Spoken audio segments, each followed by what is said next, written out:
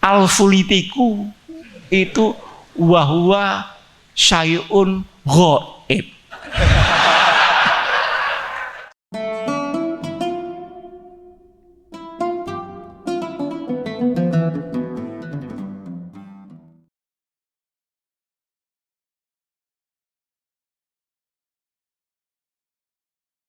Di dalam kesempatan ini saya akan bicara beberapa hal. Pertama, tentang pandangan kebangsaan untuk Nahdlatul Ulama.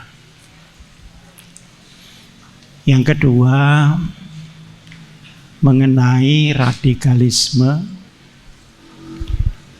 terorisme, baik global maupun nasional, serta ancamannya untuk Indonesia, dan apa yang seharusnya kita lakukan. Mudah-mudahan waktunya ini cukup. Tahun 1983 di Situbondo, Jawa Timur, ulama-ulama berkumpul di sana. Ulama-ulama ini ketika itu ulama yang benar-benar panutan, bukan ulama yang suka dikritik sana sini. Kalau ulama ini bilang A, semua akan ikut. Semua. Ketika itu ada Al-Mukarram Kiai Makhrus Ali, ada Kiai As'ad Samsul Arifin, ada Kiai Ahmad Siddiq, ada Kiai Abdullah Siddiq, ada Mbah Mat Watu Congol, ada Kiai Baydawi. Beliau adalah kiai-kiai sufi sekaligus kiai lapangan, sehingga mengetahui betul apa yang sesungguhnya terjadi di kalangan umatnya. Beliau ini saya mungkin tidak melebih-lebihkan. Beliau ini basor dan basirohnya jalan. Sehingga kalau menuntun umat itu sekarang dan prospek yang akan datang. Nah, kalau sekarang ini kan berdasarkan pendapatnya banyak yang berdasarkan pendapatan. Ya mungkin yang tersenyum ini pengalaman. Di situ dibicarakan bagaimana menyatukan NU dan Indonesia. Asalnya belah-belah, NU, Masumi, ada P3 di situ, ada PNI, ada bagaimana macam-macam. Tapi bagaimana NU disatukan dengan bangsa. Jangan lagi menjadi bagian kecil-kecil dari organisasi politik yang kecil. Akhirnya berdebat di situ 3 hari. Perdebatan ini begitu serunya, sehingga saling menggebrak meja. Tetapi bukan karena marah, tapi karena al-amru bil ma'ruf wan nahyu 'anil munkar. Akhirnya tahun 84, setahun setelah itu dimuktamarkan hasil Munas Alim Ulama 83. Isinya adalah Khittah NU 26. Artinya NU dikembalikan kepada asal dari para ulama aulia yang mendirikan dulu maunya apa. Kembalikan ke sana dulu. Kemudian dikembangkan sesuai dengan perkembangan Indonesia. Maka diputuskanlah beberapa hal. Tolong ini yang mudah-mudah dicatat. Pertama, at-tasfiyah wa tanmiyah. Pemurnian ajaran NU. Sekaligus pengembangannya. Tapi pengembangan tidak boleh geser dari miqat dan manhaj Nahdiyah. Harus dimurnikan. Kenapa? Keruh ketika itu. NU, partai, NU, ribut ini dan sebagainya. Sehingga masalah-masalah diniyah dan mabadi' khairu ummah. Artinya sumber-sumber pengembangan masyarakat ini rontok. NU tidak punya apa-apa kecuali DPR, dan DPR itu juga tidak nyokong blas ketika itu. Nah, tetapi karena zaman ini berubah, maka pemikiran NU ini harus diluaskan.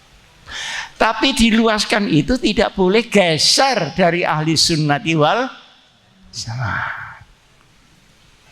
Nah ini karena kalau geser bisa jadi liberal. Kalau geser lagi bisa menjadi ekstremis. Geser lagi bisa jadi pemberontak. Maka penggeseran itu harus manhaj.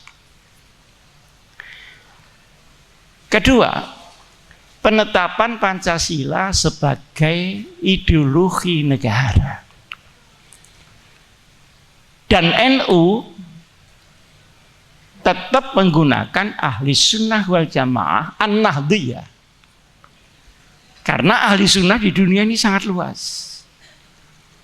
Maka kita mengambil bagian saja dari ahli sunnah yang sangat luas itu, ahli sunnah wal jamaah an-nahdiyah.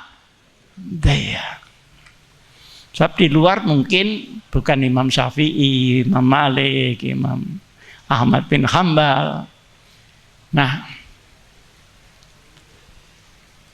apa alasannya? Ketika itu NU dihujat kiri kanan, menukar agama dengan Pancasila, munafik segala macam. Alasannya karena Mitsaqul Madinah, piagam Madinah. Tahun kedua dari hijrah Nabi besar Muhammad sallallahu alaihi wasallam. Rasulullah itu membuat aturan untuk negara Madinah. Nah, anehnya aturan itu tidak disebut negara Islam. Aturan itu disebut mitsaq, kesepakatan, referendum dari masyarakat Madinah. Jadi sangat demokratis. Isinya apa? Isinya adalah pilar-pilar nilai-nilai Islam yang harus dimasukkan di Mitsaqul Madinah itu, sekalipun namanya apa saja. Pilar-pilar itu apa? Satu, ukhuwah bainal muslimin, persaudaraan di antara orang Islam.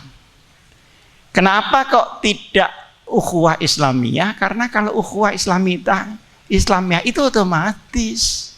Yang ruwet itu Islamnya apa orang Islamnya? Yang ruwet itu orang Islamnya. Jadi yang disuruh ukhuwah itu orangnya. Ketentuannya bagaimana? Kalau selisih sedikit, lana a'maluna walakum a'malikum. Selisihnya berat, didiskusikan. Masuk di dalam bidang usul. Kalau sudah keluar dari Islam, harus tegas, ini bukan Islam. Misalnya ada orang ngaku malaikat Jibril, pernah dengar? Apa? Lia Edan. Dia mengaku malaikat Jibril. Lalu ada orang namanya Musaddiq mengaku Rasulullah Shallallahu Alaihi Wasallam, Nabi. Dua-duanya ditangkap polisi, dimasukkan di dalam sel, ditanya, Jibril ini pernah ketemu Nabi ini apa enggak? Ternyata enggak pernah ketemu. Udah bangsa-bangsa ke sini enggak usah ampun, sudah dihukum aja. Patokannya itu jelas. Nah dulu sebelum 84 beda kita sama Muhammadiyah kan cuma sedikit ya. Tahlil enggak tahlil, kunut enggak kunut. Sekarang sudah enggak ribut kunut enggak kunut karena anak-anak sudah enggak sholat subuh. Tapi kalau sudah di tengah usul bicarakan, yang bicarakan harus ulama, jangan diecer di jalan-jalan. Itu ukhuwah bainal muslimin. 3, persamaan tindakan hukum terhadap warga negara. Innallaha ya'murukum an tu'addul amanati ila ahliha wa idza hakamtum bainan nas fahkumu bil adl. Ini bainan nas loh ya, bukan baina NU, bukan bainal muslimin. Adil, sama rata sama. Ekonominya bagaimana?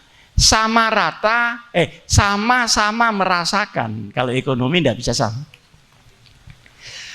Ma'afa Allahu ala rasulihi min ahlil qura falillahi wali rasulihi walidil qurba wal yatama wal masakin wa ibnis sabil kaila yakuna dulatan bainal aghniya'i minkum. Harus rata sekalipun tidak sama. Karena tukang tambal ban kan tidak bisa rezekinya sama dengan pabrik ban, Pak. Tapi podo-podo oleh, podo-podo barokah. Halalan thayyiban barokah. Banyak orang miskin anaknya jadi bupati, orang melarat anaknya jadi jenderal, banyak. Nah yang jenderal anaknya kena narkoba. Jadi yang hebat yang melarat atau yang jenderal. Nah terus lagi hak orang-orang non muslim pada bidang sosial dipenuhi, tapi tidak boleh campur aduk agamanya. Jadi pembangunan oleh Pak Bupati ini pemborongi Kristen, ora usah diurus. Karena itu sama-sama masalah dunia, tapi ndak usah tahlilan terus ning gereja ben ketok hebat. Itu ngene itu. Terus wong Kristen dikongkon Jumatan, nggak usah, kok sandalnya hilang. Kan orang Kristen kalau ngenyek kita kan gitu. Oh, wong Islam sembahyang sandalnya hilang. Ya mesti ae Mas, wong sandalnya ora tinggo. Nah sampean kan sepatune tinggo. Dadi ya ora hilang. Sing hilang sepeda motor. Jadi begitu. Hak sipil diberikan. Luar biasa. Yang kelima, ada nasionalisme di situ, di mana kalau negara diserang, seluruh agama harus bangkit membela negeri Mekah. Madinah, maaf. Loh, ini ajaran Kanjeng Nabi. Ini tidak pakai jeneng, tidak pakai format. Sudah pokoknya Islam itu ya pokoknya ini mlebu gitu. Inilah yang dipakai oleh penetapan Nahdlatul Ulama di dalam penetapan Pancasila. Karena Pancasila itu masing-masing kata-katanya nggak ada yang bertentangan dengan Islam. Bahkan yaitu intinya Islam. Sayangnya sampai sekarang Pancasila itu nggak ada yang jaga, Pak. Nah itu digerogoti sana, digerogoti sini setelah 20 tahun ini. Nah, ini tentang khitah. Ketiga, khitah itu isinya NU urusannya langsung bangsa. Tidak usah muter lewat partai. Dulu NU, P3, baru Indonesia. Jadi awak-awak iki bagian dari P3, padahal P3 lebih kecil dari NU. Jadi ono omah kok dinggoni ndek kamar. Ini kan tidak masuk akal. Ono omah sakmene gedene dilebokno ndek kamar. Nah, akhirnya membebaskan dirinya dari organisasi politik. Lalu politiknya bagaimana? Serahkan saja kepada rakyat, kepada Indonesia, apapun politiknya. Nah, sekarang ini kok mau dibalik-balik lagi? Jadi NU perlu PKB, tapi PKB tidak boleh sama sekali menguasai NU, karena kalau itu dilakukan akan mengkerdilkan Jamiah Nahdlatul Ulama. Jadi bukan saya tidak suka sama PKB, wong saya termasuk pendiri kok. Tapi mbiyen si bohnya iku digawe kongkon-kongkonane oh iki ana hukum ngene-ngene ya perjuangno. Nek gelem, nek gak gelem ya lapor gak iso. Lha saiki kok NU nih sing dipencloki. Lah ini kan ndak ada karu-karuan. Nah, kalau NU dipolitikkan, maka dia akan sesempit taktik politik, bukan lagi kebangsaan. Saya selalu mendukung PKB, selalu. Timbangane bocah-bocah nganggur lah arung nyambut gawe. Sebab nek nganggur iku njaluke dhuwit niku nang kula, Pak. Nanti arep wis semua ben dadi. Tapi kalau ini dibalik, maka itu adalah pengkhianatan. Tulis ya. Itu adalah pengkhianatan terhadap Khittah Nahdlatul Ulama. Kemudian yang keempat apa kelima? Keempat itu pengembangan mabadi khair ummah di bidang pendidikan, di bidang bahsul masail dan sebagainya. Mabda ini dikembangkan. Kemudian di set tempel menjadi Khittah Nahdlatul Ulama.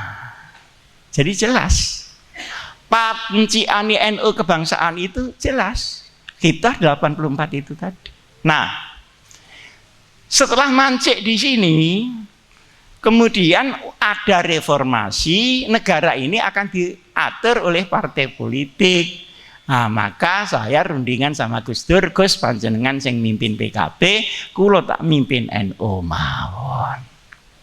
Kula mboten usah panjenengan dadekno PKB, panjenengan mawon dadi sak presiden.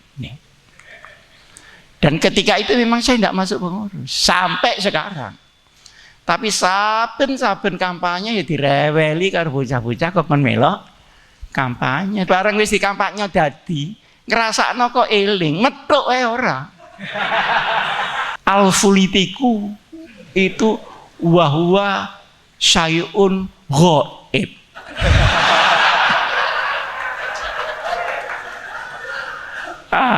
Udah.